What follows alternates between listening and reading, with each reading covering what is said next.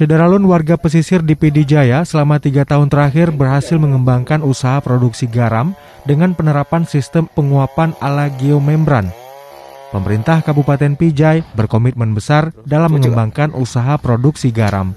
Pada 2019 lalu, dilakukan pengembangan pada lahan seluas 158 hektar di 6 lokasi dengan bantuan dana 5 miliar rupiah. Alhamdulillah, tahun 2018 memang kita ada sedikit kendala, tapi alhamdulillah tahun 2019 produksi mulai meningkat dan peminat garam kita udah mulai banyak.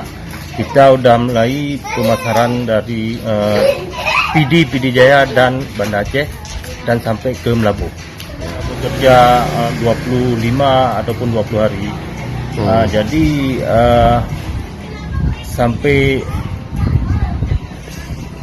berapa 400 kali 20 hari. Berarti sampai 8 ton. 8 ton kan? Lebih kurang itu 8 ton. Itu harganya berapa? Harganya sekarang memang kita bikin pemasaran ke Banda Aceh 4.000 sampai 4.500. Itu ambil di tempat. Ambil di tempat di sini 3.500.